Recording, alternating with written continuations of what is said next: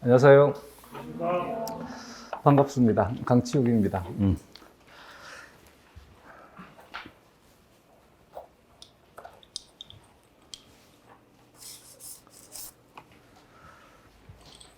우선 이번 강좌는 1월에서 4월까지 이 생물학 총론으로 수업을 할 것이고,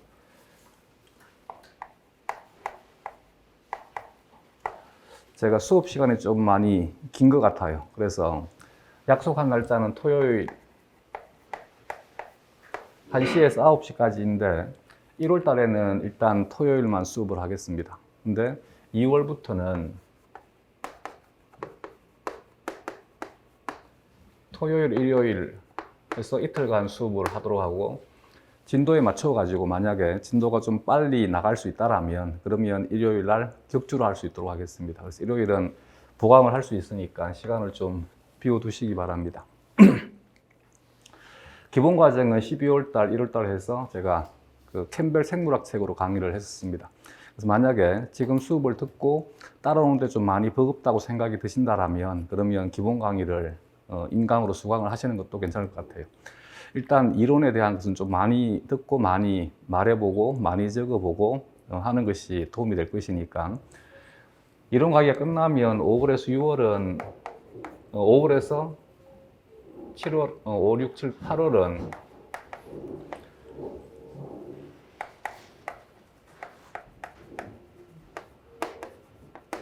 문제풀이반을 개강을 할 것인데, 문제풀이는 교원 임용 문제와 그리고 피트 문제와 미트 문제를 다룰 것입니다.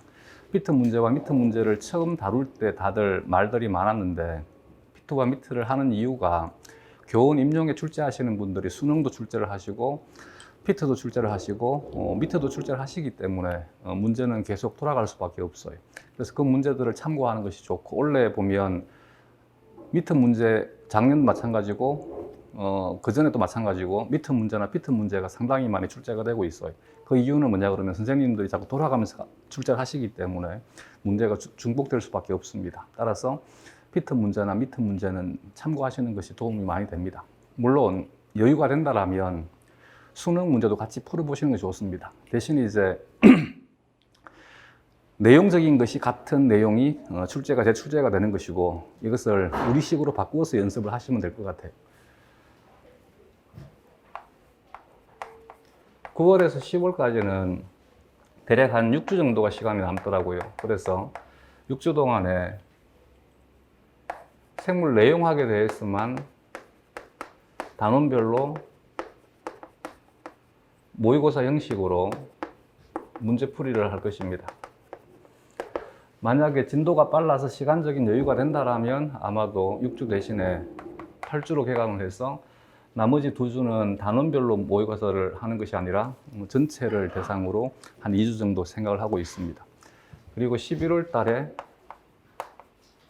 4주 과정으로 전체 모의고사를 진행하도록 하겠습니다.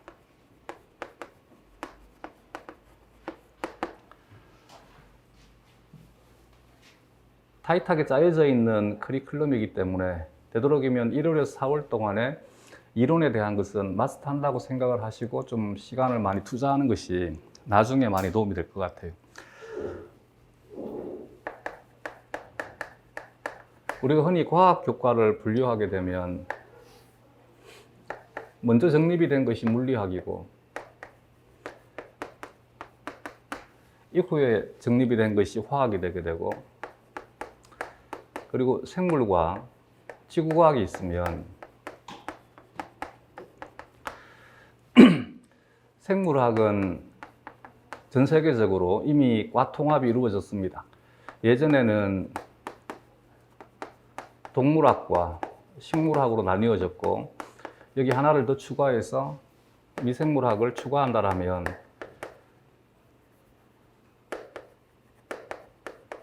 처음에는 세 개의 학과로 나뉘어졌던 것이 통합이 되어서 생물학과로 통합이 되었으나, 아직까지 한국도 마찬가지고 전 세계적으로 마찬가지고 생물학 자체가 완전하게 과 통합이 되지 못했어요.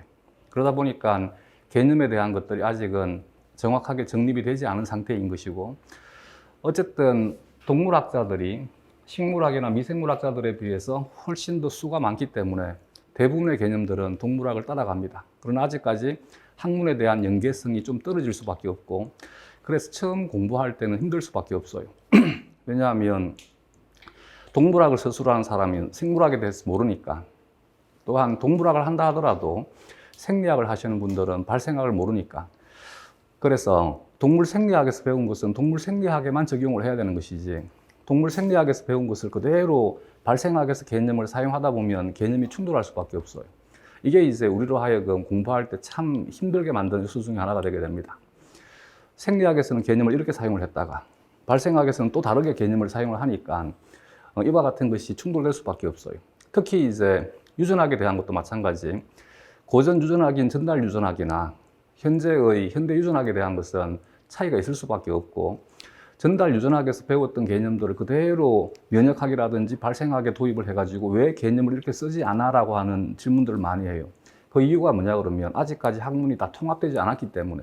그래서 대한화학학회는 존재하지만 대한생물학학회는 없습니다. 생물학회를 가게 되면 생물학학회가 존재하는 것이 아니라 각 분과별로 학회들이 같은 날 그냥 같이 할 뿐입니다. 그래서 이름도 생물과학연합회인 것이지 생물학회 자체가 없어요. 그 말은 무슨 말이냐면 아직까지 학문들 간의 연계성이 많이 떨어져 있다는 얘기야. 즉 개념을 통일시켜 줄 수 없다는 얘기인 것이지. 즉 이들이 모여가지고 개념을 통일을 해줘야지만 전체적인 것이 하나의 학문이 될 수 있을 것인데, 그게 안 되는 것이 현재의 실정입니다. 아예 지구과학은 학문 자체가 성립이 안 되지, 그지? 그래서 지구과학과란 말 들어본 적 없잖아. 지구과학 교육학과는 존재할지 모르겠지만 지구과학과는 없어요. 그래서 아직까지 지구과학이라고 하는 것은 학문 자체가 통합되지 않은 것입니다. 그래서 천문학과가 따로 있고 지질학과가 따로 있는 것이고 해양학과가 따로 있는 것입니다. 어쨌든 우리의 위치가 현재 이 위치인 것이기 때문에 개념에 대해서 항상 생각을 한 번쯤은 해봐야만 돼. 내가 지금 사용하고 있는 개념이 동물 생리학에서 사용하고 있는 개념인지 아니면 유전학에서 사용하고 있는 개념인지. 또 하나가 물리나 화학의 경우에는 이론학입니다. 이들은 법칙을 중심으로 다루는 것이지, 물리는 물질의 에너지 상태의 변화를 다루는 것이 물리입니다. 그래서 가장 먼저 시작된 것이 위치의 변화에 따른 에너지의 변화, 이것이 역학인 것이지. 그래서 내가 위치가 얼마만큼 이동했었을 때 에너지가 얼마만큼 사용이 되었고, 에너지가 사용이 되었단 말은 얼마만큼 힘이 작용했느냐가 될 것이고, 이것을 토대로 얼마만큼 일을 했다라고 표현할 것인가에 대한 것이지. 어쨌든 물리는 이와 같이 많은 것들을 관찰을 하고 설명할 수 있는 하나의 법칙을 찾아내가지고 어떤 미지의 사건에 대해서 추론 가능할 수 있도록 해주는 것이 물리학이잖아. 그렇기 때문에 물리는 하나의 인풋을 주면 항상 하나의 아웃풋이 나오게 됩니다. 화학은 물질의 상태 변화에 대한 것을 다루는 것이 화학인 것이지, 어떤 물질이 가지고 있는 결합이 변화가 되는 것, 이때 결합이라고 하는 것이 모든 결합을 얘기하는 것이 아니라 화학 결합이라고 하는 것은 정해준 것이지, 공유결합, 이온결합, 금속결합, 배위결합, 이 4개의 결합이 바뀌는 것을 화학이라 하는 것이지, 생물은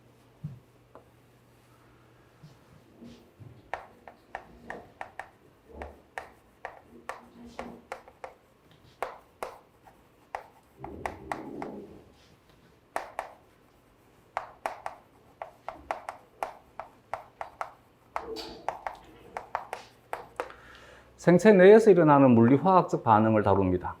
만약에 생체 내에서 일어나는 물리화학적인 반응이 여기에 있는 이 물리나 화학에서 다루는 물리화학적인 반응과 동일하다라면, 그러면 생물학 자체는 성립할 가치가 없는 것이지.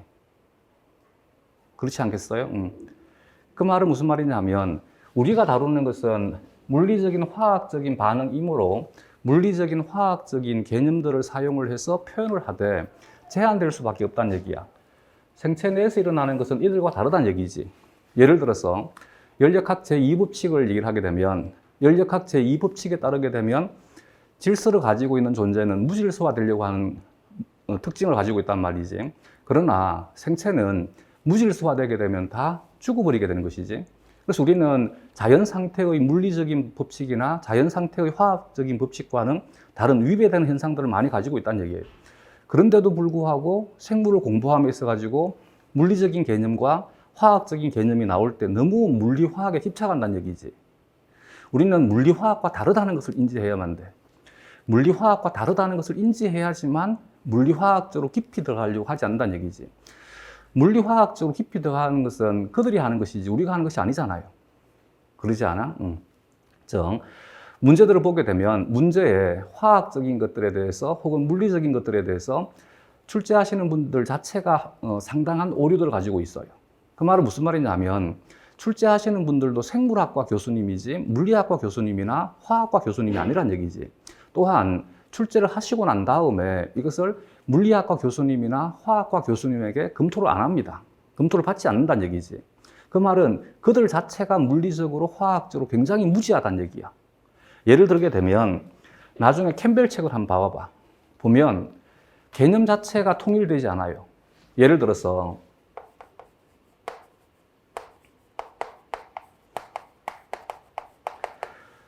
이건 화학적으로 정해주는 거야. 포도당 6인산에서 아라비아 숫자 6의 경우에는 얘는 탄소 번호나 질소 번호를 의미한다라고 약속을 한 거야. 근데 이 ATP에 대해서 한글식 이름을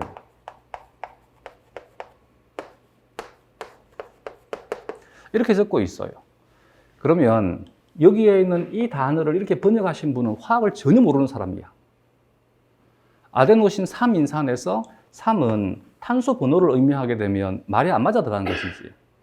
트리포스페이트는 포스페이트가 3개란 뜻이지 포스페이트가 3번 탄소에 결합되어 있다는 뜻이 아닙니다. 근데 이게 앞장에서는 아데노신 3인산이라고 표기가 되어 있는데 또 다른 뒷장에 가게 되면 얘를 한글로 3이라고 적고 있어요. 그 말은 캠벨 책을 번역하는 사람들이 각각의 챕터마다 다르기 때문에 어떤 사람은 화학적인 감각이 있는데 어떤 사람은 화학적인 감각이 없다는 얘기지. 그렇기 때문에 우리가 물리화학적으로 아무리 깊이 공부해 본들 그들 자체가 물리화학에 관심이 없다는 얘기야. 무슨 말인지 이해가 되겠어요? 초등학생이 나에게 질문을 하는데 내가 대학생 수준에서의 지식을 전달해 버리게 되면 그 답이 정답이 될 수 있겠냐고. 이걸 한번 생각을 해봐야만 돼. 생물학은 생체 내에서 일어나는 것이기 때문에 생체라고 하는 제한된 조건에서 관찰되는 것에 따라 가지고 서술된 것입니다. 무엇만 생각해 보면 쉽게 알 수 있느냐면 만약에 생체 내에서 일어나는 반응들이 법칙에 의해서 움직인다라면 나의 모습과 개의 모습과 고양이의 모습과 뱀의 모습이 왜 달라야만 돼? 우리는 다르다인 것이지. 다르다라고 하는 것은 어떤 법칙하에 움직이는 것이 아니라는 얘기입니다. 그래서 21세기의 생물학은 물론 20세기의 생물학은 어쨌든 생물학도 과학의 분과에 속하기 위해서 무단히 노력을 했습니다. 그래서 생물체 내에서 일어나는 공통된 반응들을 찾으려고 애를 썼단 말이지. 그러다 보니까 모델 생물에 대한 생각 자체가 사람을 가지고 실험할 수 없으니까 대신 모델 생물, 모델 동물을 정해가지고 모델 동물에서 밝혀진 사실을 사람에게 적용하려고 했다는 얘기지. 이렇게 이제 모델 동물들을 설정했다는 얘기입니다. 그러나 21세기의 모델 동물은 그런 가치가 아닙니다. 사람을 가지고 당장 실험하기에는 기술적으로 부족하니까 간단한 모델 동물들을 가지고 연습을 한 다음에 보다 더 복잡한 체제를 연구하는 것이 21세기의 모델 생물에 대한 특징이라는 얘기야. 그래서 20세기의 모델 생물이라고 하는 것은 체제적으로 간단해야 됩니다. 유전적으로 간단해야 됩니다. 키우기 쉬워야 됩니다. 그리고 노출되었을 때 환경에 해를 주지 않아야만 됩니다. 이 조건을 갖추어야지만 이것을 모델 생물로 정했다는 얘기지. 예를 들게 되면 아라비도피스의 경우에는 얘는 하나의 라이프 사이클 자체가 몇십 일밖에 안 돼요. 그리고 챔버 내에서 굉장히 많이 키울 수 있는 것이고 또한 게놈 사이즈가 그때 그 당시만 하더라도 가장 작다고 밝혀진 거지. 그래서 아라비도피스를 모델 식물로 설정을 해서 연구를 한 것입니다.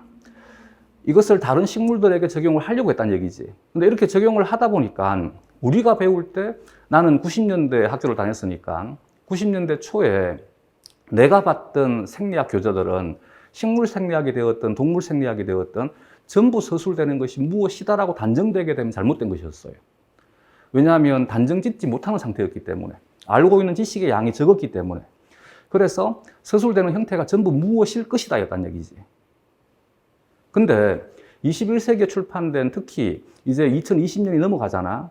지금 출판되고 있는 어떠한 생물학 교재에도 무엇일 것이다라고 하는 문장이 없진 않지만 차지하는 비중이 너무나 적다는 얘기지.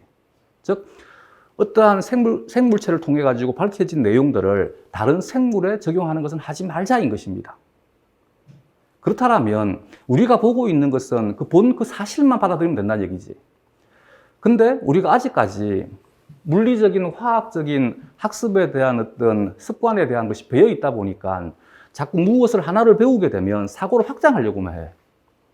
사고를 확장을 해서 여기에서 배운 것을 저기에다가 적용하려고 하는 것이지. 또한 물론 이제 생물학 교재는 대부분 다 비교되는 서술들이 많습니다.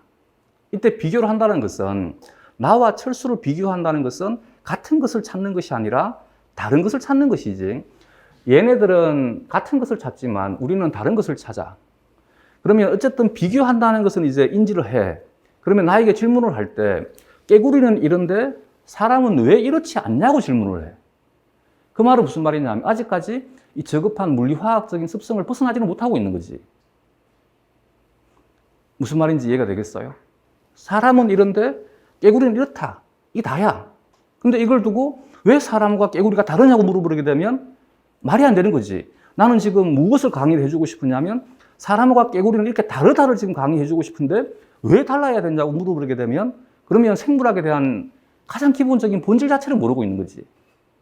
또한 이제는 너무나 많은 생물학적 현상들에 대한 것이 밝혀져 있기 때문에 조금 전에 얘기했듯이 책에 무엇일 것이다라고 한 추론은 없습니다.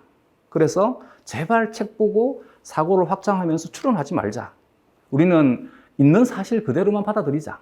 근데 이것만 해도 너무나 많은 것들이 밝혀져 있기 때문에 예를 들게 되면 생물은 이들과는 달리 다양성에 대한 학문입니다.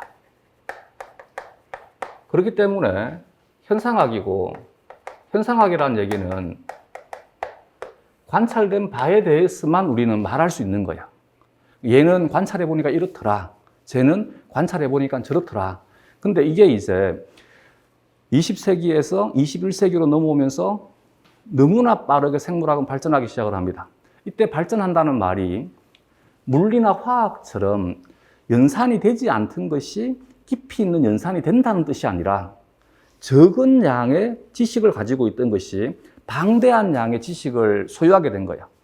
방대한 양의 지식을 소유하다 보니까 이것을 어떻게 우리가 생물학이라고 하는 분과 내에서 활용할 것인가인 것이지.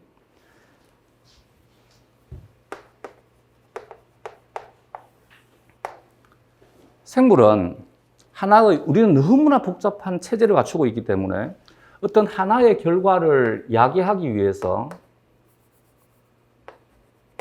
하나의 원인만 관여하는 것이 아니라 여러 개의 원인들이 관여를 합니다. 근데 우리가 1990년대에 많은 연구들을 통해 가지고 이것저것 살펴보니까 이전에는 뭐라고 생각했냐면 하나의 생물체에서 예를 들게 되면 개에서 밝혀진 호르몬들은 사람에서도 그대로 적용될 수 있다라고 우리는 배웠단 말이지. 근데 이렇게 적용하다 보니까 오류가 생기더란 얘기지. 예를 들게 되면 비타민이라고 하는 것은 예를 들어서 얘는 필수 영양소 중에서 미량으로 요구되는 것이고 또한 생체 내에서 합성될 수 없는 것을 비타민이라 한다는 얘기지. 다른 동물들을 대상으로 관찰을 해보니까 비타민 D가 개체 내에서 만들어지지 않아. 그래서 이름을 비타민 D라고 지어준 거지. 근데 알고 보니까 사람에서는 비타민 D가 만들어지네? 그러면 사람은 비타민 D가 비타민이 아니게 돼버린 거지. 이와 같은 것들이 계속 밝혀지기 시작을 한 거지. 즉, 그 말은 무슨 말이냐 하면 이전에는 우리가 알고 있는 것이 전체이다라고 생각을 했는 거야. 왜냐하면 물리화학적인 어떤 법칙처럼 생물도 이루어질 것이다라고 생각했었으니까. 근데 파고들면 파고들수록 생물은 다 다르더란 얘기지. 그 말은 현재 내가 여기에 관여하는 결과에 대해서 원인이 예를 들어서 이 원인들이 이렇게 밝혀져 있다라고 했었을 때 현재 내가 알고 있는 원인 세 가지가 전부인지 아닌지를 알 수 없다가 돼버린 거예요, 이제는. 예전에는 뭐라고 생각했냐면 내가 알고 있는 것이 전체이다라고 생각을 했기 때문에 이 결과에 대해서 필요한 원인들을 다 적으라가 문제였어요. 근데 지금은 어떤 문제도 이렇게 문제가 나오지 않는다는 얘기지. 왜냐하면 원인에 대한 것이 얼마만큼 더 있을지 아직은 모르겠다인 것이지. 그렇다면 하나의 결과를 설명하기 위한 원인에 대한 것이 무조건 현재 밝혀진 모든 것을 다 설명하는 것은 의미 없다는 얘기죠. 왜? 그래도 부족할 것이기 때문에. 이왕 부족하다라면 체제를 단순화하자는 얘기지. 그래서 생물은 이론에 대한 것이 모델화됩니다. 그렇기 때문에 이 모델로 선정된 것에 대해서 우리가 주로 다루는 것이지, 그래서 우리가 보고 있는 것은 일부 진실에 대한 것을 다루는 것이지 모든 진실을 다루는 것이 아니다는 것을 절대 잊어버리면 안 돼. 답안을 적을 때 어쨌든 우리는 생물학과라고 하는 전공을 배웠기 때문에, 즉 강론들을 배웠기 때문에 강론에서는 이 결과에 대한 여러 가지 원인들에 대해서 다 제시를 해줍니다. 그러다 보니까 자기가 알고 있는 생물학적인 지식이 너무 많아. 이걸 시험 문제가 출제가 되면 다 적으려고 한다는 얘기지. 그러나 출제하는 사람은 이 모델화되어 있는 이론 체계에 대해서만 생각을 하는 거지.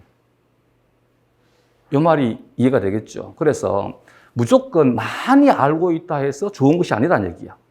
많이 알고 많이 적는다 해서 좋은 점수를 받을 것이다라고 하는 것만 잊어버리면 돼. 우리는 그들과 소통해야 되는 것이고 그들과 대화해야 되는 거야. 알겠지? 생물학의 이론에 대한 것이 모델화된다라면, 모델화되는 것은 규칙이 보편성과 단순성과 인지도에 따라서 모델을 설정을 합니다. 여러 가지 현상들이 있다라면 그 현상들에 대해서, 예를 들어서 사람의 키 혹은 사람의 몸무게를 하자. 사람의 키나 사람의 몸무게는 사람 개체수를 몸무게 혹은 키에 따라서 분포 양상을 그래프로 그려보게 되면 이와 같은 정규 분포 곡선을 그리게 됩니다. 이 정규 분포 곡선을 그릴 때 사람 집단을 가장 잘 대변할 수 있는 것은 중앙값에 있는 것이 가장 잘 대변한다라고 생각을 하게 되고, 이것을 이 개체군에 대한 특징으로 두는 거지. 이건 보편성에 근거해서.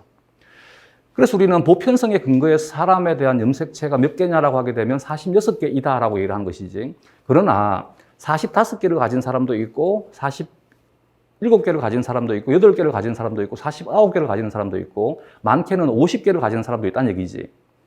우리가 사람이 염색체가 46개이다라고 해서 45개를 가지는 사람을 사람이 아니다라고 할 수 없다는 얘기지. 그러면 이것은 보편적 가치에 대한 얘기인 것이지 절대적인 모든 것에 대한 진실을 얘기하는 것은 아니라는 얘기지. 단순성에 대한 것은 생물이 다양성이니까 무엇인가를 비교할 수밖에 없어요. 그래서 물리나 화학은 제1문법이 이들을 살펴보니까 이 법칙 하에서 움직이더란 얘기야. 즉 이것과 저것은 이런 것들이 같더란 얘기지. 근데 생물은 다양성이기 때문에 제1문법이 이것과 저것이 다르다야. 다르다이기 때문에 사용하는 개념들은 크다, 작다, 많다, 적다, 아니면 있다, 없다가 되게 되는 거지. 그러다 보니까 둘을 비교할 때는 예를 들어서 두 집단이 이렇게 있어요. 이때 이 두 집단에 대한 것을 비교할 때 여기에서 비교를 하게 되면 비교하기가 힘들어진다는 얘기지. 왜냐하면 흰색의 가장 보편적인 특징이긴 한데 노란색도 존재한다는 얘기야. 노란색의 가장 보편적인 특징이긴 한데 흰색도 존재한다는 얘기지. 그러다 보니까 흰색과 노란색을 비교하기 위해서는 가장 극단에 치우치는 것을 비교하는 것이 확실하게 둘에 대한 것을 차이를 설명할 수 있다는 얘기지.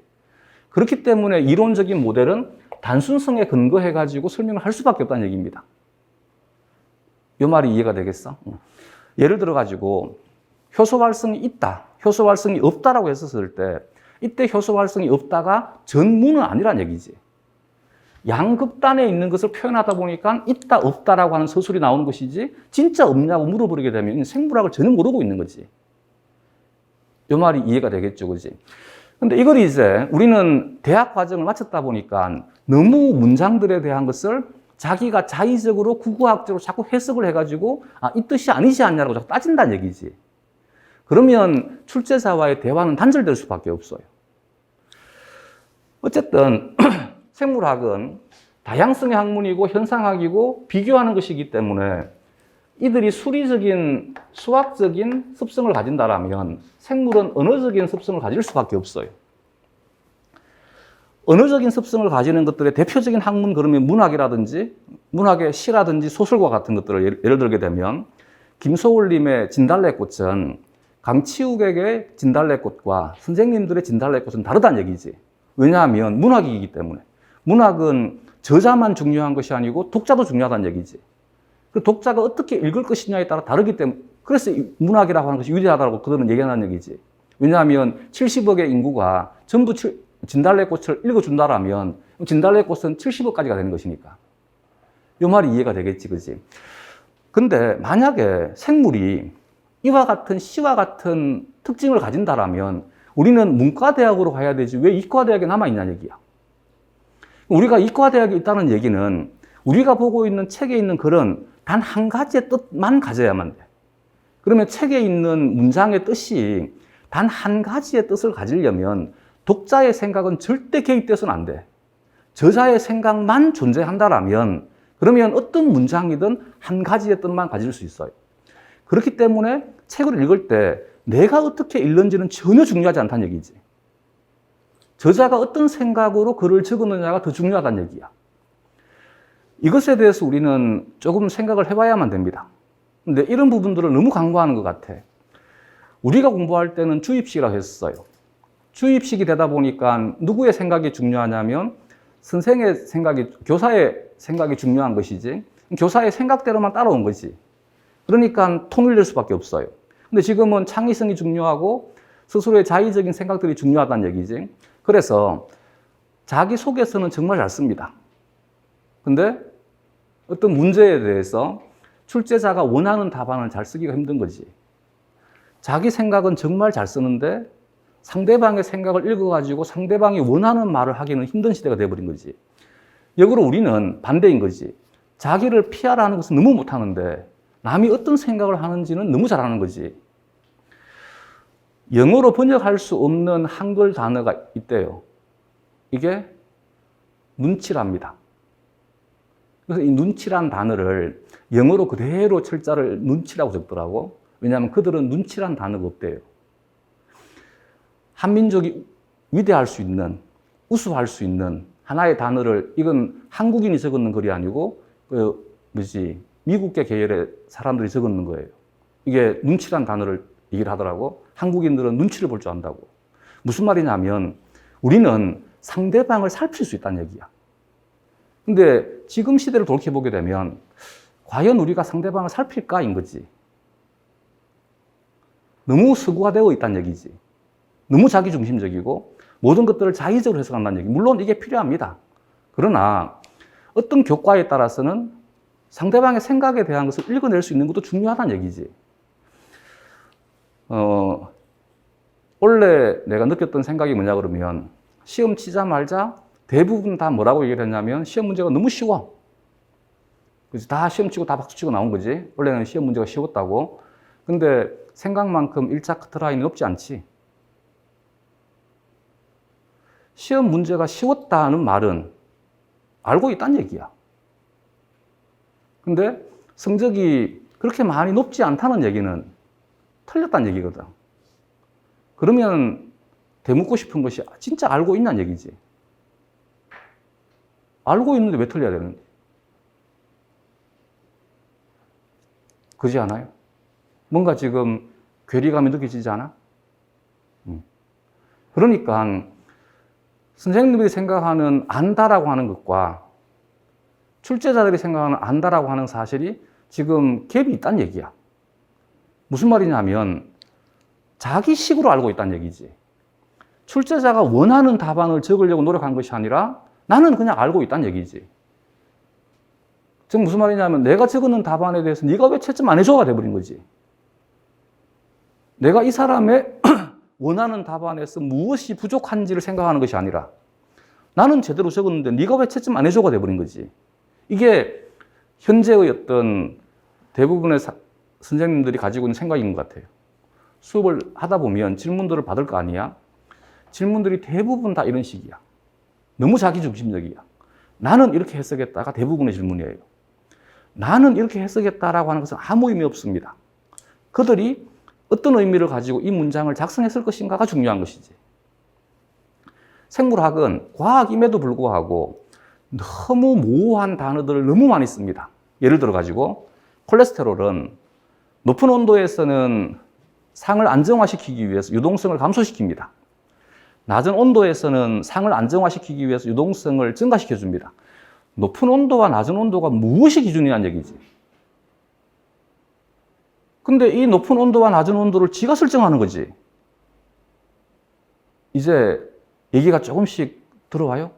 그지? 책을 읽을 때 내 중심적으로 생각하는 것이 아니라 이 글을 서술한 자가 높은 온도라고 하게 되면 이 높은 온도가 무엇을 높은 온도로 할까가 중요한 것이지. 내가 생각할 때 높은 온도가 무엇이냐가 중요한 것이 아니고. 그지 않아?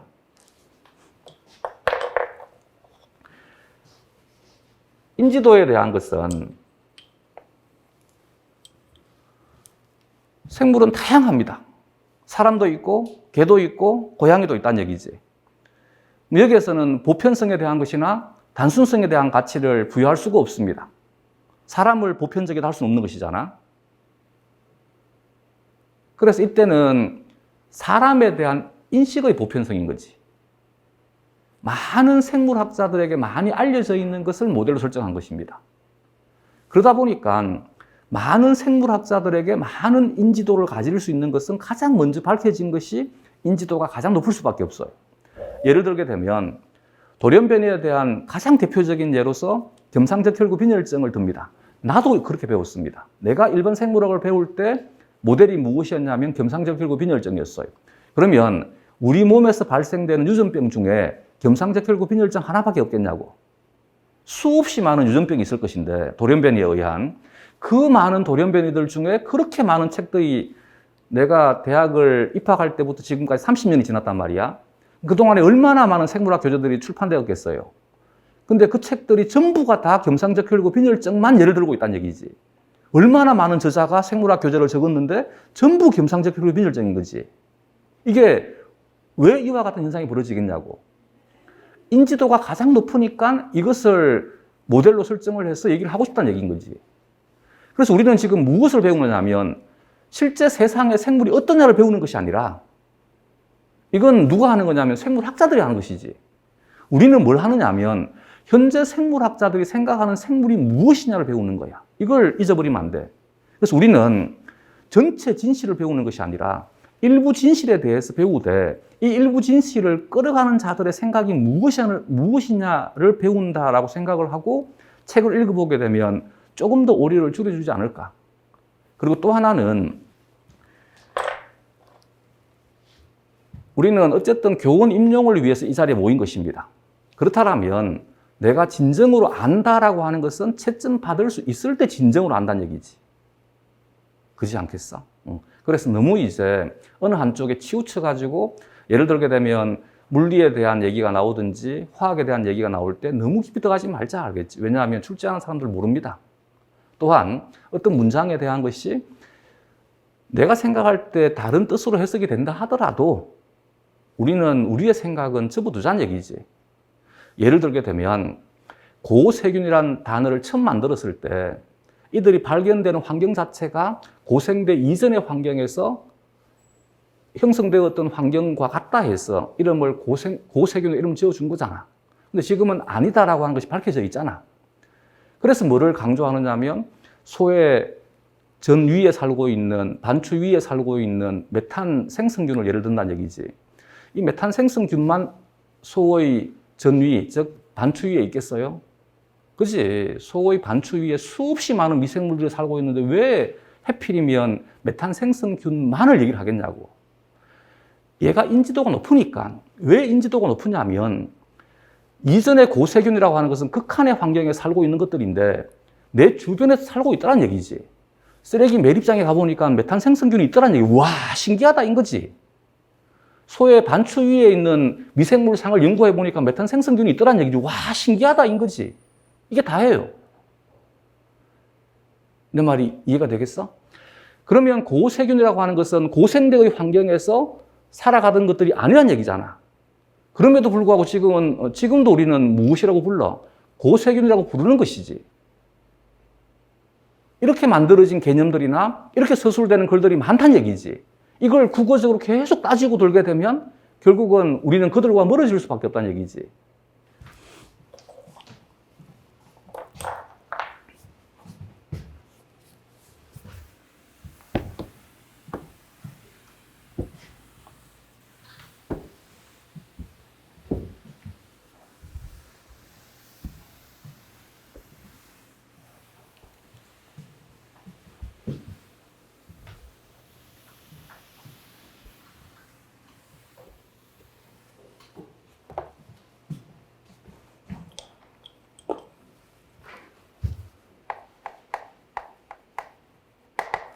생물은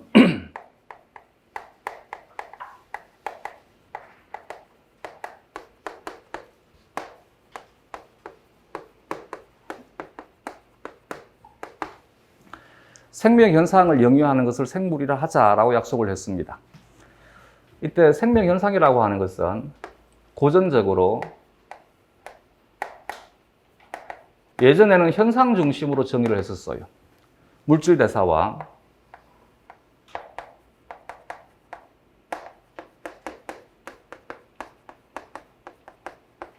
반응과 항상성,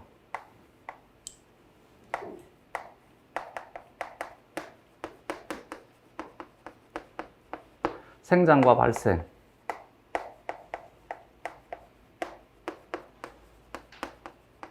생식과 유전,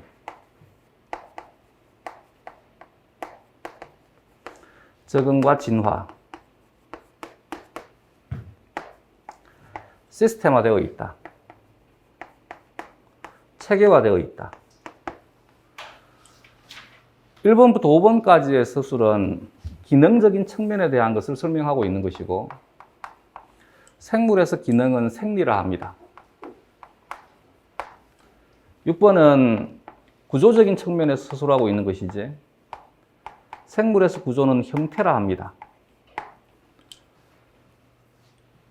그래서 물론 5번은 좀 얘기가 다릅니다. 적응과 진화에 대한 것은 개체가 단위가 아니라 개체군이 단위가 되는 것이지, 개체가 단위가 된 1번에서 4번까지를 다루는 것을 넓은 범주에서 생리학이라 하는 것이고,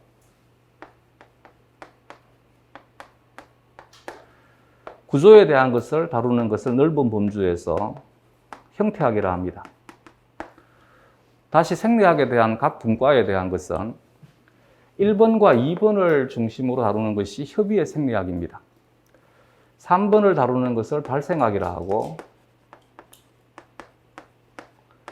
4번을 다루는 것을 유전학이라 합니다.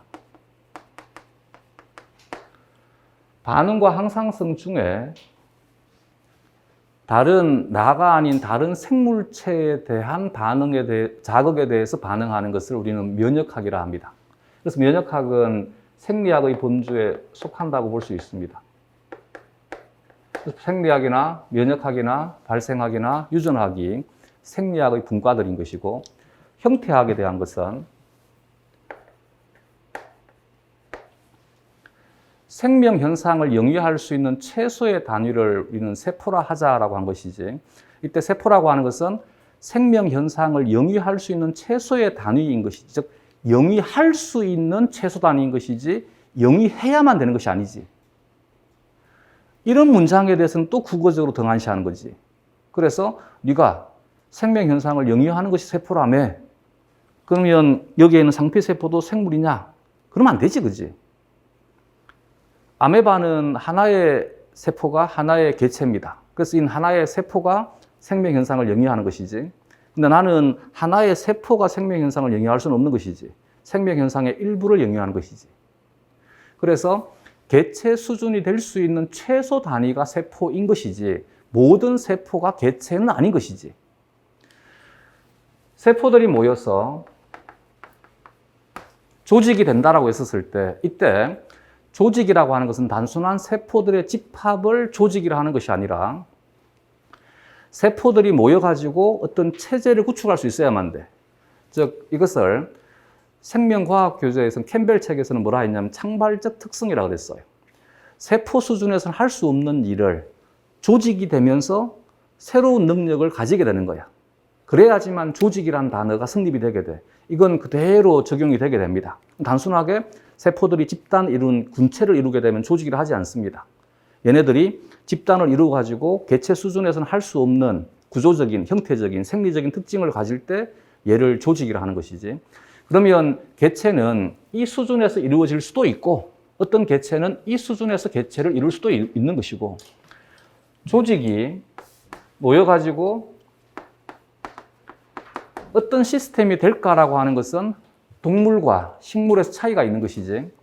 동물의 경우에는 조직들이 모여서 기관을 형성하게 되면 식물의 경우에는 조직들이 모여서 조직계를 형성하게 됩니다. 식물은 조직계들이 모여가지고 기관을 형성하게 되는 것이지. 동물은 기관들이 모여서 기관계를 형성하게 되는 것이고 기관계가 개체가 된다라고 했었을 때 이 체제가 무조건 모든 동물에 적용이 되어야만 돼를 얘기를 하는 것은 아니지, 그지? 어떤 개체는 이 수준에서, 어떤 개체는 이 수준에서, 어떤 개체는 이 수준에서 우리가 흔히 동물이라 하는 것들은 최소한 이 수준에서 개체가 되어야지만 후생동물일 수 있는 것이. 그래서 후생동물은 조직이 분화되어야만 후생동물이 되게 되고 이것이 현재의 진정한 동물계가 되게 되는 것입니다. 어떤 것은 이 수준에서, 어떤 것은 이 수준에서라는 얘기인 것이지 모든 생물이 이렇다가 아닌 것이지, 그렇지? 식물 또한 마찬가지. 기관들이 모여서 개체가 된다라고 했었을 때 무조건 식물에 속하는 모든 개체가 기관들이 분화가 되어야 되냐? 그건 아닌 것이지. 예를 들게 되면 선태류의 경우에는 선태식물은 이 수준에서 개체가 이루어진 거지. 그래서 이들은 기관이 분화되지 않은 상태인 것입니다. 대신 다른 것들과의 차이점이 조직은 분화가 되어 있는 것이지 이게 녹조류와 육상식물을 구분하는 기준이 되는 것이지. 여기에서 세포를 다루는 것을 세포학이라 하면 조직을 중심으로 다루는 것이 조직학이 되는 것이고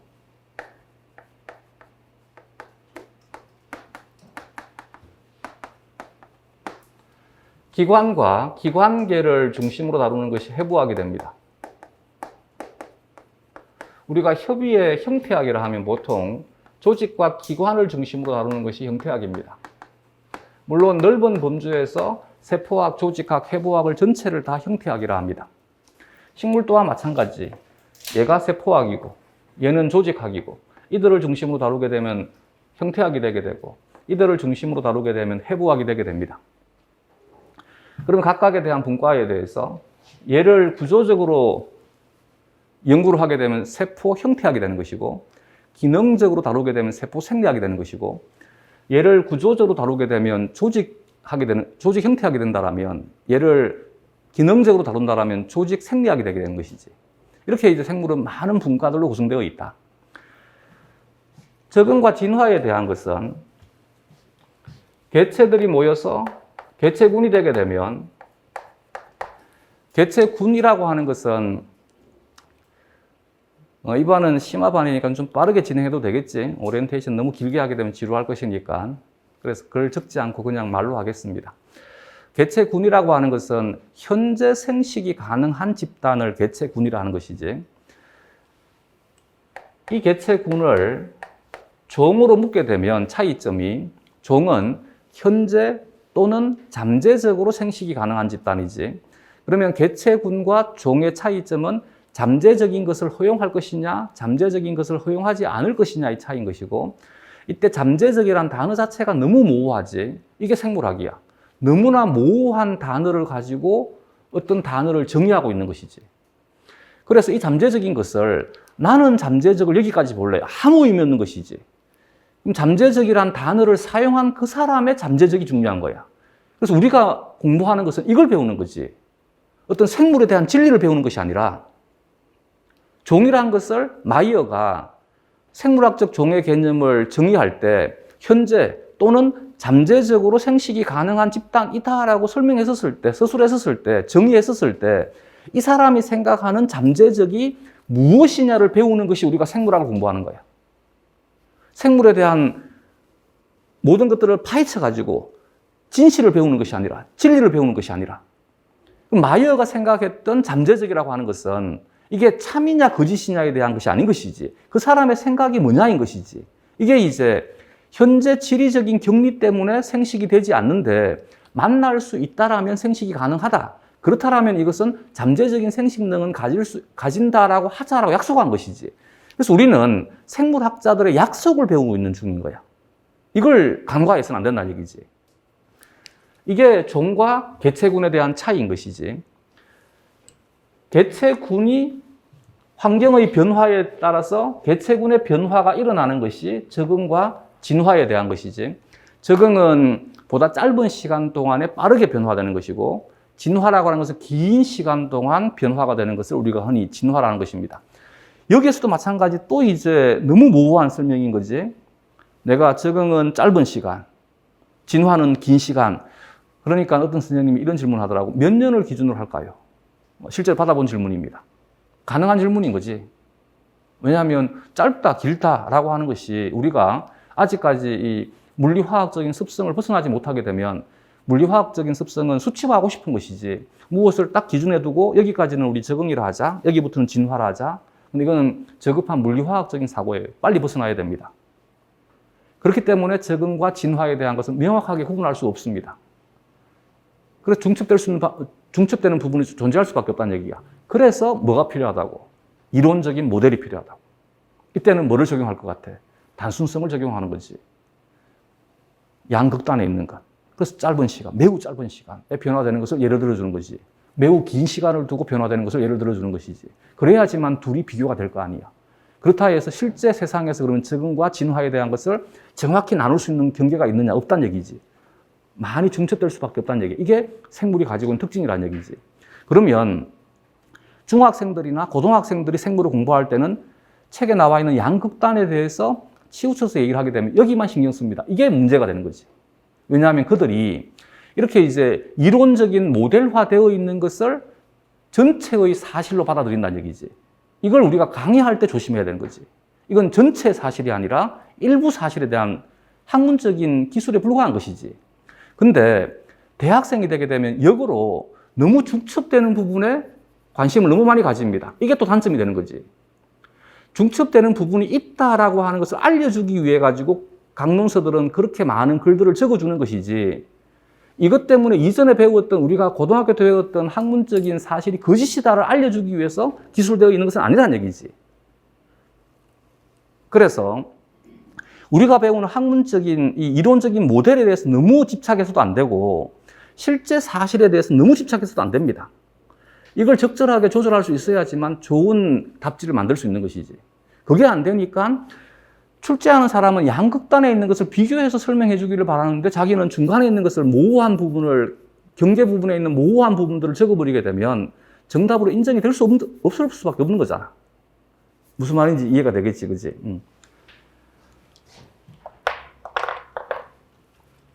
그래서 이렇게 이제 개체군이 주체가 되게 되면 이것이 적응과 진화의 단위가 되게 됩니다. 이들을 어떻게 묶을 것이냐에 대해서, 시스템에 대해서 보다 더 중점을 두고 묶고 나가는 것, 즉 기능적인 구조에 대해서 다루는 것이 군집이 되게 되는 거야. 똑같이 개체군들의 묶음을 하나는 군집이라 하고 하나는 종이라 한 거지. 종은 단순한 생물적 특성만 가지고 나눈 것입니다. 그렇기 때문에 한국에 있는 늑대 개체군과 일본에 있는 늑대 개체군이 서로가 어떻게 서로에게 영향을 주지는 않는 거지. 서로가 살아가는 것에 영향을 주는 것은 아니란 얘기지. 시스템은 아니란 얘기지. 이들을 분류학적으로 그냥 하나로 묶었을 뿐인 것이지. 반면 서울에 살고 있는 개 개체군과 고양이 개체군은 서로 함께 산다는 얘기는 함께 상호작용을 하고 있다는 얘기지. 이게 이제 생태학의 문과가 되는 거야. 생태학은 시스템적인 측면을 강조한 것이 생태학이 된다라면, 단순하게 시스템적인 측면을 무시하고 생물적인 특성에 대해서만 강조하는 것이 분류학이 되는 거지.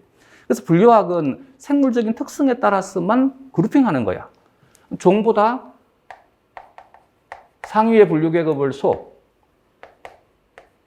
과, 목, 강, 문, 개. 지금은 개보다 상위의 분류 계급을 역을 두자라고 합니다. 대신 이것이 아직까지 정식으로 채택되지는 않았습니다. 반면 기능적인 구조로서 다루는 것이 이제 군집이 되게 되면 군집은 생물 부분만 생각한 거야. 근데 생물과 생물이 상호작용할 때 모든 생물들이 서로 부딪혀야지만 상호작용이 이루어지는 것이 아니라 내가 내뿜는 CO2가 식물에게 전달될 때 환경을 거쳐서 전달되게 된다는 얘기지. 그러므로 어떤 시스템이 완성되기 위해서는 생물만 필요한 것이 아니라 무생물적 환경도 필요하다는 얘기야. 이 생물적인 군집에다가 무생물적인 환경을 더하게 되면 이것이 생태계가 되게 됩니다.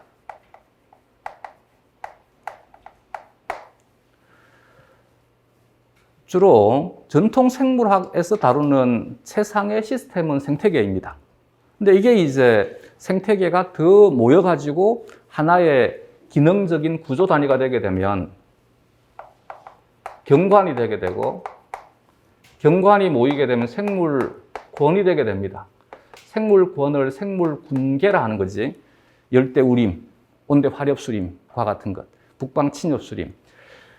경관은 뭐냐 그러면 얘는 주로 이제 산림학과라든지 농학과라든지 이쪽 농대 계열의 생태학자들이 주로 많이 조경학과라든지 취급하는 것이 경관입니다. 경관은 내가 위에서 헬기를 타고 날아가면서 밑을 보는 거야. 보이는 그대로의 그림, 패치입니다. 즉 내가 헬기를 타고 날아가게 되면 한반도의 상공에서 볼 때 숲의 형태와 북한에서의 숲의 형태와 시베리아에서의 숲의 형태는 다를 거 아니에요. 보이는 그대로. 근데 같은 온대 화렵수림이라 하더라도 패치는 서로 보이는 형태는 다를 수 있잖아. 어떤 곳은 참나무 숲인데 여기는 예를 들어서 굴참나무 숲이고 여기는 상수리나무 숲이 되게 되면 그리고 이 속에 들어있는 교목이라든지 아교목이라든지 혹은 관목들이 어떠냐에 따라서 색깔에 대한 것이 조금씩은 다르게 보일 수 있다는 얘기지. 그래서 이것을 하나의 시스템으로 보는 것이 경관이라고 한다면 이 전체를 하나로 보는 것이 온대 화렵수림, 그러면 생물 군계가 되게 되는 것이 생물권이 되게 되는 것입니다. 그래서 경관과 생물권에 대한 것은 얘기를 들어가지고는 잘 와닿지 않지, 그지? 생물권보다 조금 더 하위의 단위이다라고 생각을 하면 돼요.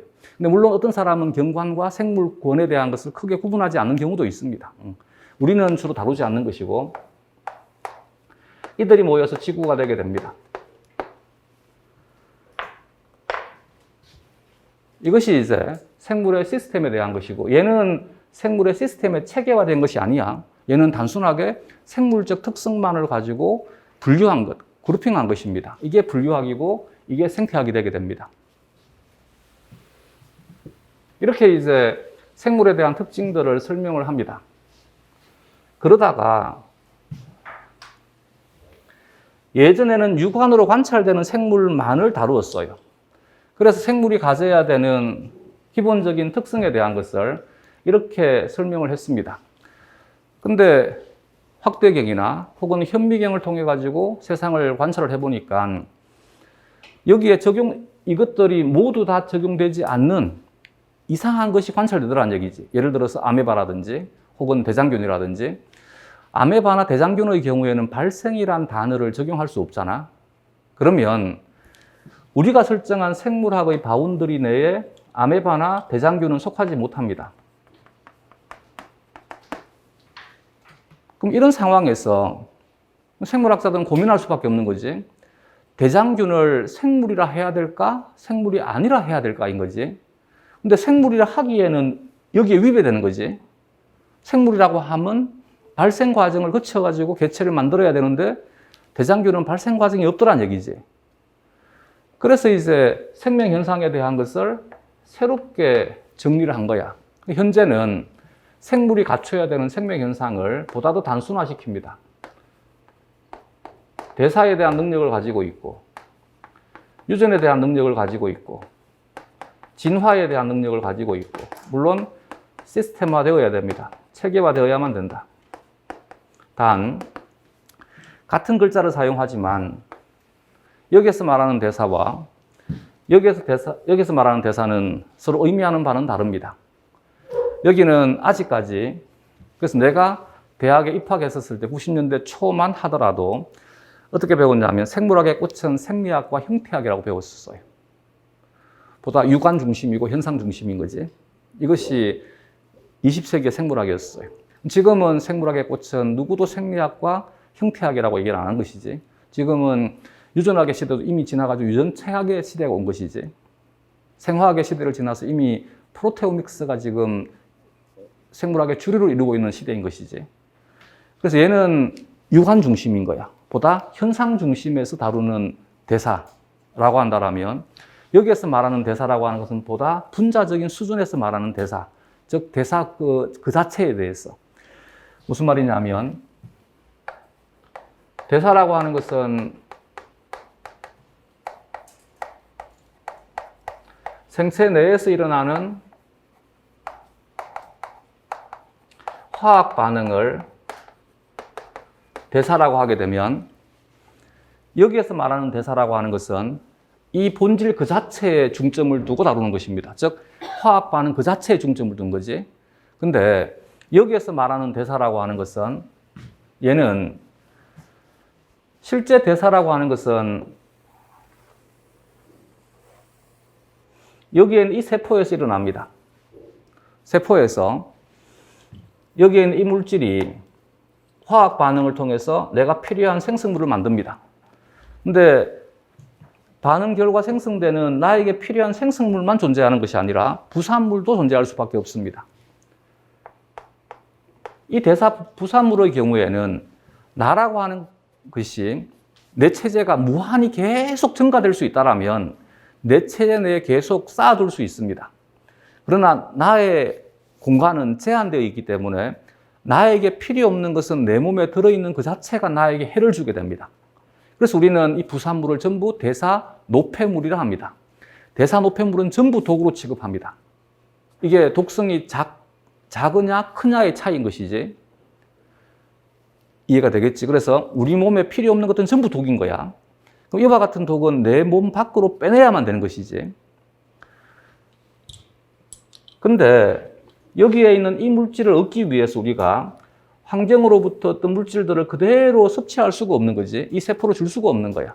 그래서 얘를 이와 같은 제한되어 있는 공간, 즉 함몰되어 있는 공간, 여기를 소화를 일으키는 장소라 해서 소화강, 소화관이라 합니다. 여기에 집어넣어 가지고 얘를 흡수할 수 있는 형태로 분해를 시켜주는 것이지.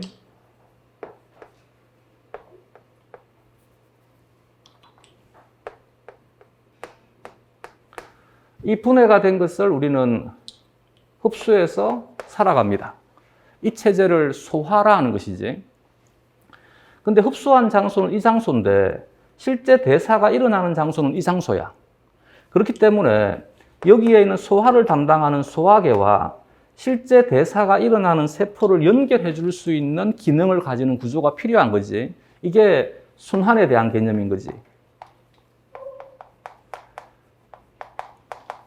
뒤에서 차차 얘기를 하겠지만 우리는 대사 과정에서 산화가 일어날 때 최종적인 산화제로서 산소를 이용을 합니다.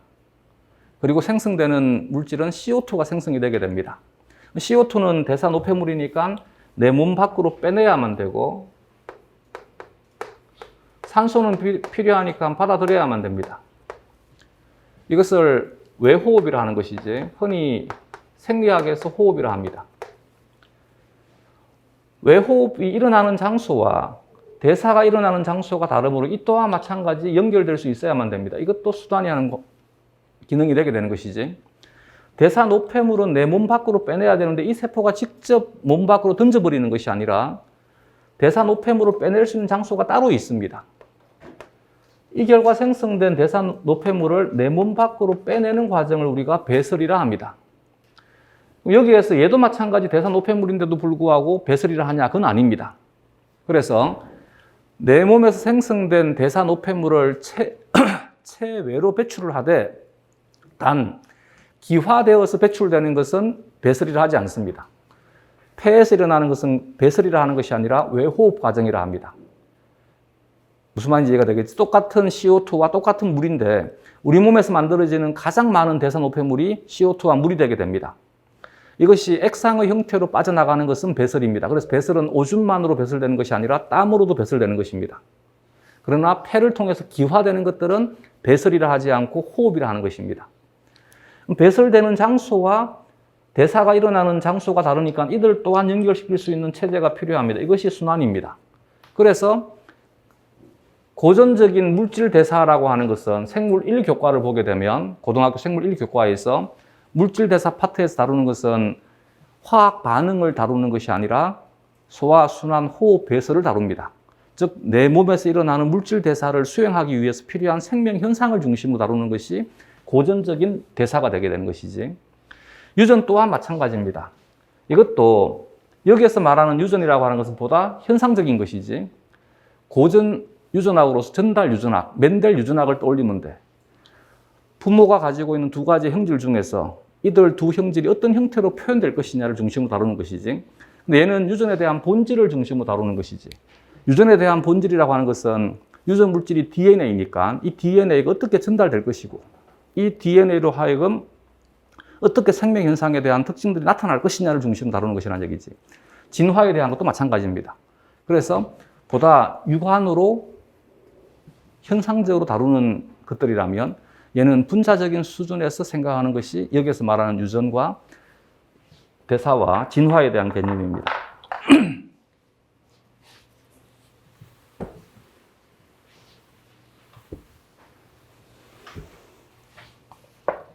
입안에서 굳이 이들 각각의 단어들에 대한 뜻을 따로 설명을 하고 그럴 필요는 없겠지, 그지? 나는 생물을 이렇게 생각을 합니다.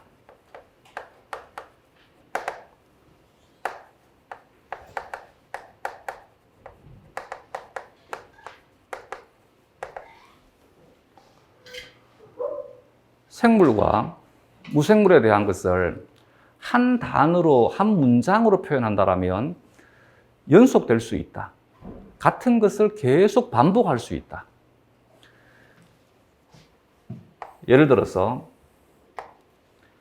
이 공간 내에서 A라고 하는 물질이 B라고 하는 물질로 전환되게 됩니다. 이 반응이 만약에 이 세상에 이것만 존재한다라면 언젠가는 A는 고갈될 것이고 전부 B로 전환되어 버리기 때문에 이 반응은 더 이상 일어나지 못하게 됩니다. 따라서 살아있을 수가 없습니다. 그러면 살아있다가 성립이 되기 위해서는 또 다른 누군가가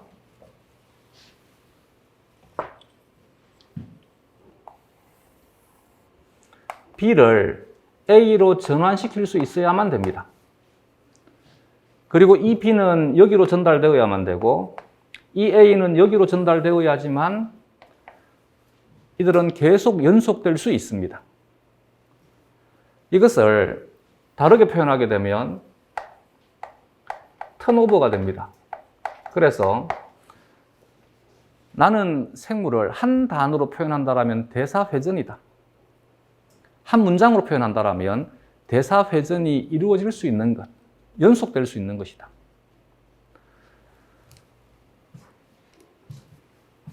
대사에 대한 것도 마찬가지.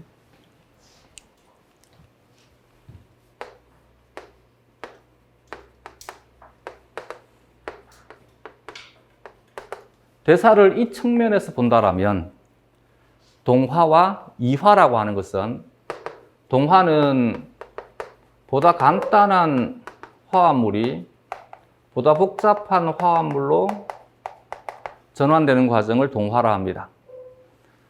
보다 복잡한 화합물이 보다 간단한 화합물로 전환되는 것을 이화라 합니다. 얘가 여기에 제공이 되고 얘가 여기에 제공이 되게 됩니다. 그러므로 동화와 이화는 끊임없이 일어날 수 있습니다. 그래서 동화는 이화의 재료를 제공하는 것이고 이화에서 생성된 보다 간단한 것은 다시 동화를 통해서 복잡한 화합물로 전환되게 되는 것입니다. 물론 이 부분에 대해서 더 자세한 것은 차차 가면서 하도록 하자. 반응과 항상성도 마찬가지입니다. 물리 반응의 원리는, 물리는 에너지가 높은 곳에서 항상 에너지는 낮은 곳으로 흘러가게 됩니다. 질서를 갖춘 것은 무질서화 되려고 하는 성질을 가지고 있습니다. 화학 반응의 원리는 많으면 줍니다. 적으면 받습니다. 빼앗는 힘이 강하면 빼앗을 것이고, 빼앗는 힘이 약하게 되면 빼앗길 수밖에 없습니다. 너무 쉽지, 그지? 생물 반응에 대한 것은, 생물은 적당한 것을 지향합니다. 과하면 줄여주면 되고, 부족하면 채워주면 됩니다. 그래서 생물에서는 절대 적용해서는 안 되는 단어가 다다익선입니다. 많으면 많을수록 좋다는 것은 없습니다. 많아도 우리는 죽고 적어도 죽습니다. 적당해야지만 살 수 있습니다. 그러면 이것이 적당한 조건이야. 근데 외부의 힘이 개입이 되어 가지고 나의 상태, 즉 형태적인 생리적인 상태를 바꿀 수 있는 존재를 우리는 자극이라 합니다. 자극이 주어지게 되면 적당한 조건에서 벗어나 버리니까 우리는 살 수 없다가 됩니다.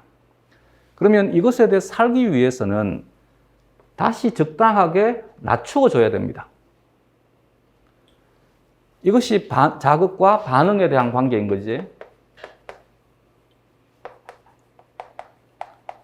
이렇게 해서 항상 일정한 수준을 유지하려고 하는 것이 항상성입니다. 이것도 마찬가지 결국은 턴오버에 대한 것이지. 내가 제자리에 가만히 있기 위해서는 결국은 계속해서 외부에서 주어지는 힘에 대항하는 반대의 힘을 형성해야만 될 거 아니에요. 내 말이 이해가 되겠어? 여기에서 이제 대부분의 선생님들이 착각하는 것 중에 하나가 뭐냐 그러면 항상성이라고 하는 것은 어떤 시스템의 구조적, 기능적 조건을 일정하게 유지하려고 하는 것을 항상성이라 한다. 그래서 이 일정하게 유지한다는 것을 이렇게 착각한단 말이지. 이렇게 착각을 해버리니까 어떤 현상이 벌어지느냐 하면 자극이 100의 힘을 가지고 나에게 위쪽 방향으로 힘을 가해주게 되면 이 상태가 되기 위해서는 나는 자극이 주어질 때 동시에 같은 크기의 힘을 반대 방향으로 주는 반응이 작동을 하면 된다라고 착각하는 거지. 이게 성립이 되려면 나라고 하는 생물이 미래를 알아야만 돼. 근데 우리는 미래를 알 수 있는 존재는 아닌 것이지. 우리라고 했었을 때 이때 우리의 정신을 떠올리면 안 돼. 세포를 떠올려야만 돼. 세포는 미래를 알 수 없습니다. 과거도 알 수 없습니다. 무슨 말인지 이해가 되겠어? 자극이 주어졌기 때문에 반응을 하는 것이지 주어질 자극에 대비해서 반응하는 것은 아니란 얘기지. 라마르크의 생각처럼 나뭇잎이 높이 있으니까 내가 따먹기 위해서 목을 길게 만든 것이 아니라, 그지? 우연한 기회에 목이 길어지게 된 것이 살아남게 된 것이지. 여기도 마찬가지. 그렇기 때문에 자극이 주어지고 난 다음에 반응을 하는 것이지 자극과 반응이 함께 일어나는 것이 아닙니다. 따라서 항상성이 유지가 된다는 말은 이 상태가 항상성이 유지가 되는 것이 아니라 이게 항상성이 유지가 되고 있는 것이지. 근데 또 하나는 우리가 배우고 있는 것은 보편적인 가치를 배우는 거지. 즉 무슨 말이냐면 가장 잘 살 수 있는 것을 배우는 것이지 모든 생물이 가장 잘 산다는 아니라는 얘기지. 즉 이걸 수치화할 수가 없어요. 왜냐하면 자극의 강도가 위쪽으로 100이 주어진다라면 반응의 강도가 100이 되고 아래쪽으로 주어지게 되면 잘 사는 사람이 될 것인데 어떤 사람은 110의 힘을 가지고 반응하는 사람도 있고 어떤 사람은 90의 힘을 가지고 반응하는 사람들도 있더라인 거지. 고등학교 교과 과정에서는 이것만 소개하니까 아무런 문제가 되지 않은 거지. 근데 대학 교과 과정에서는 강론을 배우다 보니까 110도 제공하고 110도 알려주고 90이 되었을 때 어떻게 되는지도 알려주고 있다는 얘기지. 그러니까 여기에 이제 필이 꽂혀버리는 거야. 그래서 내가 고등학교 때 100이라 배웠는데 아니네가 돼버린 거지. 그러니까 계속 뭐를 가지고 걸고 넘어지느냐면 110도 있지 않냐고 90도 있지 않냐고가 돼버린 거지. 이해가 되겠어? 그러면 대학 교과 과정에서 110이나 90에 대한 강론을 배우는 목적은 뭐냐 그러면 110이나 90이 되게 되면 잘 못 산다를 알려주는 것인데 이걸 자꾸 착각을 하고 110도 있지 않냐고 따진다는 얘기지. 그러면 안 돼, 알겠지? 예를 들게 되면 식이를 통해 가지고 당을 섭취를 했어. 그러면 인슐린이 당의 농도를 낮춰야만 돼. 근데 인슐린이 너무 많이 분비가 되어 가지고 혈당을 너무 떨어뜨리게 되면 저혈당이 되는 거지. 저혈당이 없는 것이 아니고 저혈당은 존재하지. 근데 잘 못 살지. 언제 죽을지 모르는 거지. 특히 고혈당보다 더 위험한 것이 저혈당 쇼크가 되게 됩니다. 근데 인슐린이 너무 적게 분비가 되게 돼. 이 사람은 뭐가 되는 거야? 고혈당이 되게 되는 거고 당뇨병이 되게 되는 것이지. 그래서 100이 정상이고 보편적이 되게 되면 110과 90은 비보편적이 되는 거지. 이 비보편적인 것을 우리는 병이라 하는 거야. 그지? 그래서 우리는 이론적인 모델이 전부 여기에 있다는 얘기지. 어떻게 하면 잘 살 수 있느냐를 배우는 것이지 모든 생물은 이렇다를 배우는 것이 아니라는 얘기지. 이 생각도 물리화학적인 습성인 거지. 물리화학은 법칙을 배우는 것이니까. 이해가 돼? 이게 반응과 항상성에 대한 거야. 생식과 발생에 대한 것은 이것도 대사배전으로 얘기를 할 수 있어요.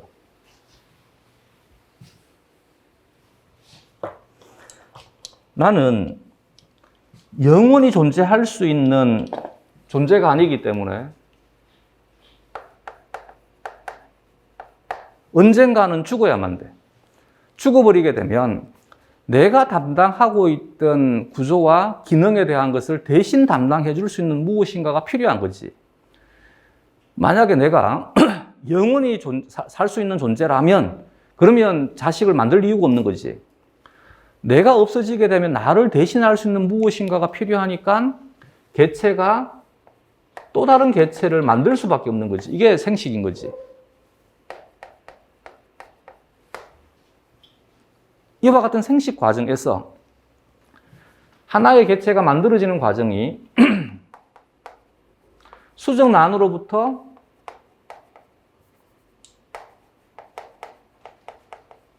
여러 조직을 가지고 있는 개체가 만들어지더라. 이게 발생인 거지. 결국은 이것도 마찬가지. 생식이 필요하고 발생이 필요한 것은 결국은 대사배전인 거지. 같은 것을 계속 수행을 해야 되는데 나는 죽고 없으니까 나를 대신할 수 있는 무엇인가를 만들어야 된다는 얘기지. 아, 내가 잘못 설명을 해버렸네. 생식을 얘기를 해버렸네.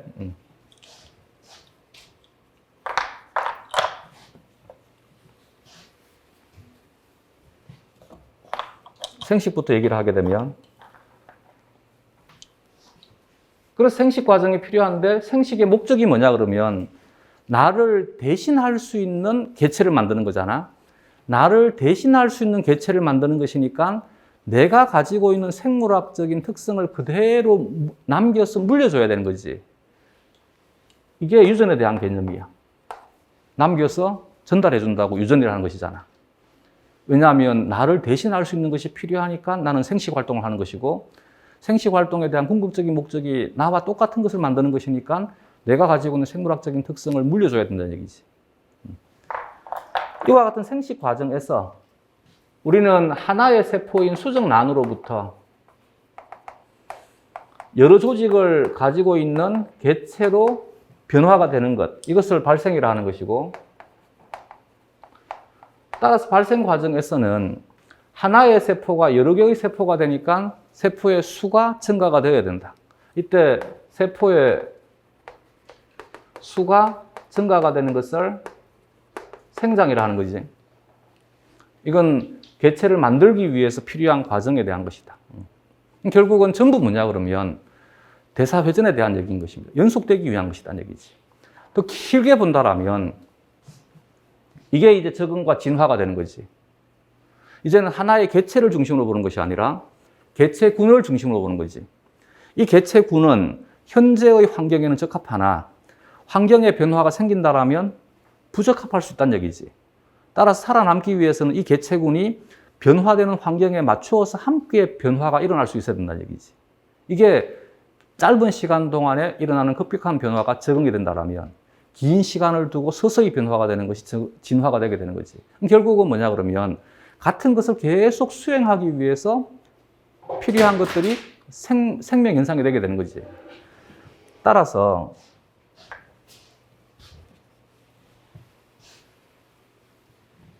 예를 들어서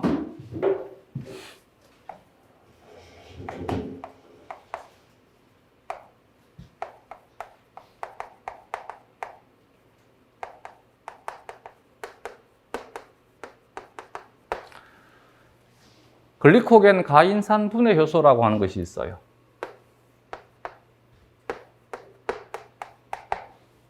얘가 인산화되었다를 이렇게 표시하자. 먼저 하나 얘기하고 싶은 것이 뭐냐 그러면 얘와 얘는 다른 물질이야. 얘는 인산기를 가지고 있지 않는 물질이고 얘는 인산기를 가지고 있는 물질이니까 다른 물질이야. 다른 물질인데 같은 개념을 쓰고 있는 거지. 근데 사실은 같은 개념이 아닌 거지.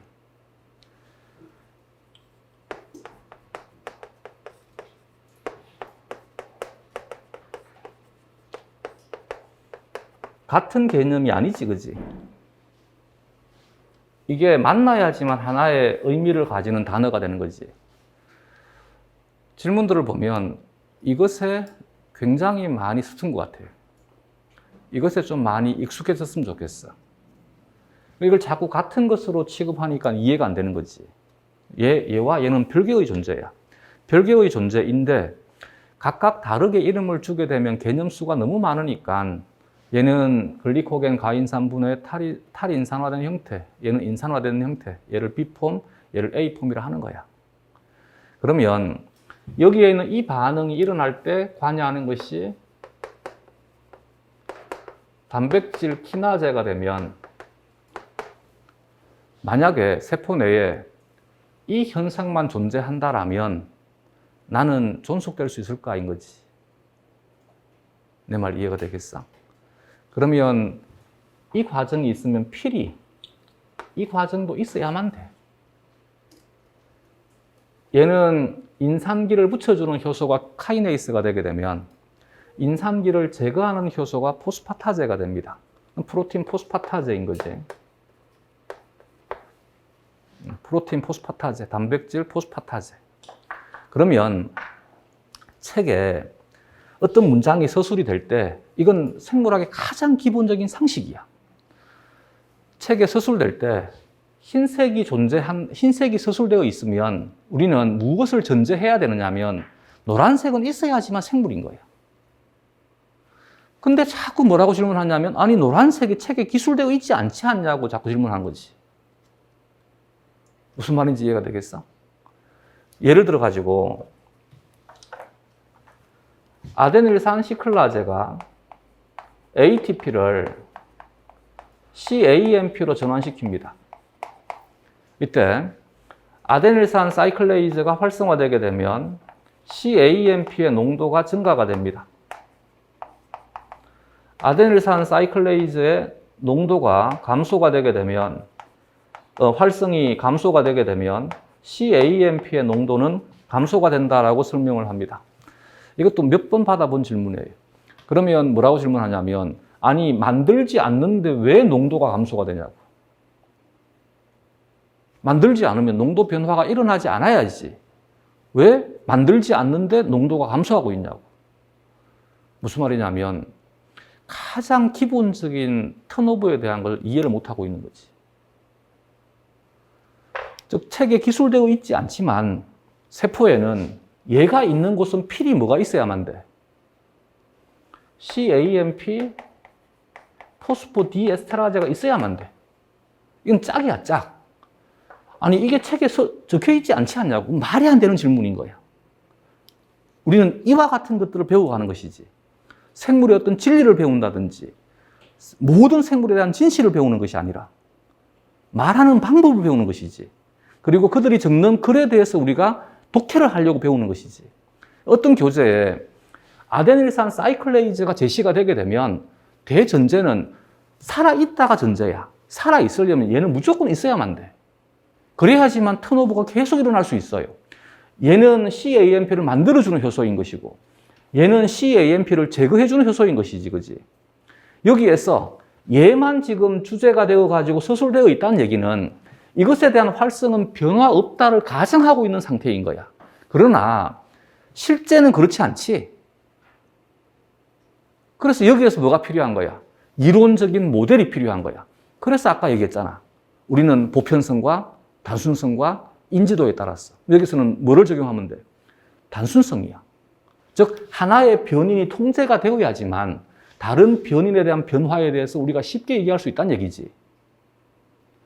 근데 이걸 두고 실제 그러면 CAMP, PD에 대한 활성이 항상 일정하냐 따져버리게 되면 내가 할 말이 없어져 버린 거지. 이제 이해가 되겠어? 무슨 말인지? 우리가 읽었던 많은 글들에 대해서 생물은 정말 쉬워요.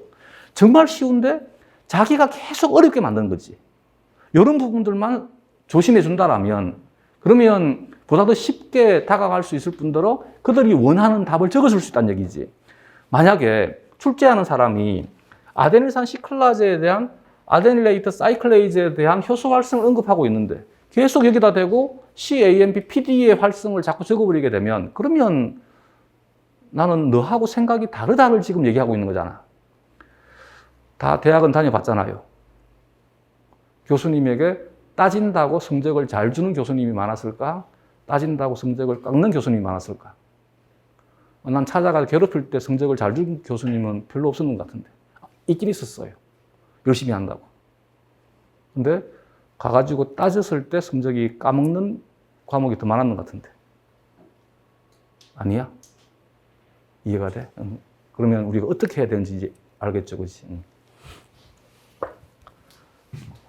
오리엔테이션은 이렇게 간단하게 하자 하고 좀 끊었다가 본수업 합시다.